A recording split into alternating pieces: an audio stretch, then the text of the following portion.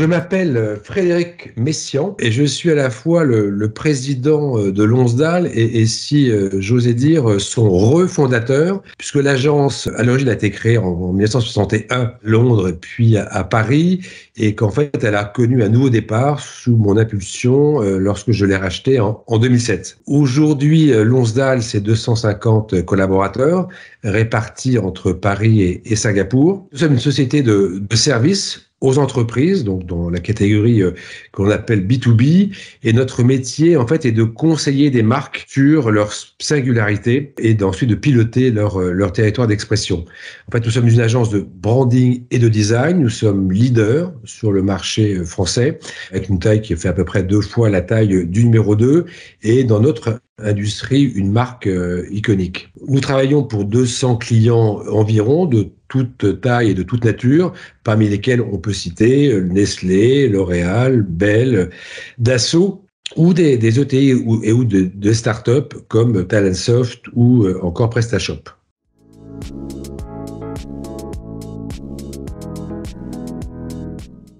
Une de nos grandes fiertés depuis que Nexen nous accompagne, c'est de n'avoir jamais opposé au fonds performance économique et financière et développement du capital humain. Nous avons obtenu cette année un label qui s'appelle le label Great Place to Work, qui nous souligne comme une entreprise dans laquelle il fait bon travailler, ce dont nous sommes extrêmement fiers. En fait, nous avons créé il y a 10 ans à peu près une direction des talents pour favoriser l'épanouissement professionnel de nos équipes et donner à chacun une chance, notamment aux moins favorisés, d'intégrer le monde du travail, notamment dans nos métiers du marketing. D'ailleurs, à titre d'exemple, nous avons aussi créé en 2022 une bourse auprès d'une école qui s'appelle l'ISCOM et qui chaque année finance un étudiant qui n'avait pas a priori les moyens de suivre ce genre de formation.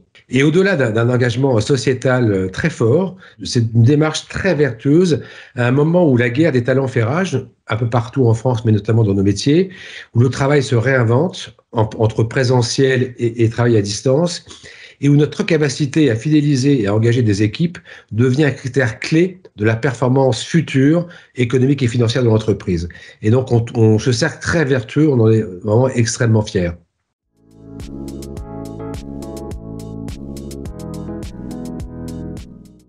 Alors, notre actualité la plus récente, puisqu'elle date d'il y a 1 mois, c'est l'acquisition d'une société de 40 personnes à Singapour, qui va être le point de départ de notre développement international, une étape totalement clé dans le développement de l'entreprise en général.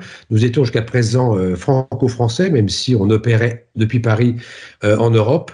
Et là, cette étape va être pour nous tout à fait déterminante. Avec cette nouvelle implantation, on va développer un lien extrêmement étroit, bien sûr, entre les équipes de Paris et de Singapour pour accélérer et, grâce à ce nouveau hub, couvrir l'ensemble de l'Asie du Sud-Est et de la Chine. On parle également, en disant Asie du Sud-Est, de l'Inde, de l'Indonésie ou encore du Vietnam. Et cette acquisition, en fait, nous fait rentrer dans une nouvelle dimension, une nouvelle catégorie d'agence, c'est-à-dire celle capable de réfléchir à la fois globalement sur l'ensemble des marchés mondiaux et localement, en l'espèce, toujours bien sûr en Europe, et puis plus récemment en Asie. Et en fait, notre ambition, à partir de cette première acquisition, en 2023, est de faire une autre nouvelle acquisition aux États-Unis pour créer un véritable champion français face aux leaders anglo-saxons du secteur.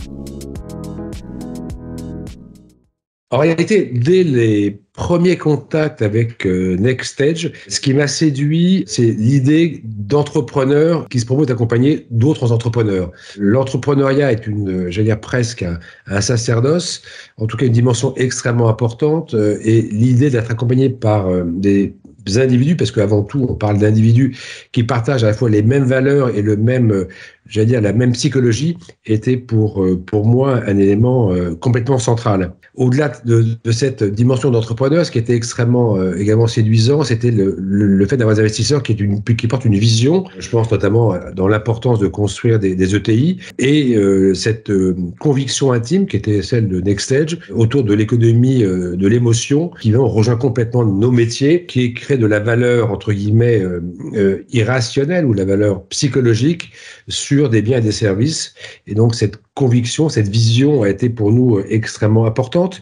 Et puis, en fait, à l'usage, mais on s'en est aperçu également dès les premiers contacts, NextEdge était capable à la fois de rapidité, de réactivité et au fond, de faire preuve également de beaucoup de bon sens, qui étaient des valeurs qui nous paraissaient extrêmement importantes.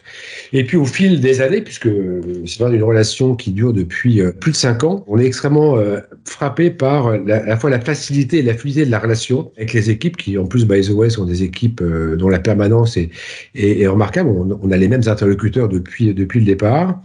Et puis, cette capacité, au fond, de confronter des points de vue, pas toujours identiques. Ce qui est intéressant, donc les confrontations sont parfois, je veux dire, presque assez vives, mais toujours extrêmement respectueuses des individus, et ça permet d'avancer en commettant finalement le moins d'erreurs possible. Puis il y a une autre dimension à laquelle on est vraiment très sensible dans nos relations avec NextEdge, c'est la capacité de NextEdge à nous mettre en relation avec des sociétés du portefeuille qui sont devenus, pour une partie d'entre elles, des clients. Et dans le désordre, on a travaillé pour Atrim, on a travaillé pour Adobe, pour Draw en son temps, pour Drive Charter, pour Naturabuy et pour NextEdge, puisqu'on a collaboré activement à la nouvelle plateforme de marque et à la nouvelle identité de NextEdge.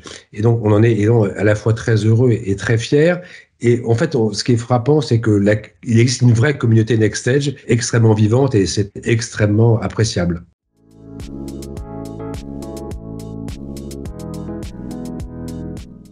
Si je devais donner un conseil, ce qui est toujours très délicat à un entrepreneur qui se lance, en fait, ça serait de voir grand dès le départ, ou dit différemment, de rêver en couleur. C'est extrêmement important de ne pas s'auto-limiter quand on démarre un projet, même si après, un certain nombre de contraintes peuvent s'imposer, mais donc de vouloir avoir dès le départ une ambition qui est une ambition forte. Peut-être le second conseil serait d'entretenir son enthousiasme en permanence, j'allais dire notamment et surtout dans les moments difficiles qu'un entrepreneur traverse forcément, pour être en permanence en capacité d'embarquer toutes les parties prenantes, je pense à nos collaborateurs, à des clients, à des actionnaires, dans des périodes notamment lorsque celles-ci sont difficiles. Si le capitaine n'est pas capable de porter et d'afficher un enthousiasme, j'allais dire communicatif, c'est un vrai sujet.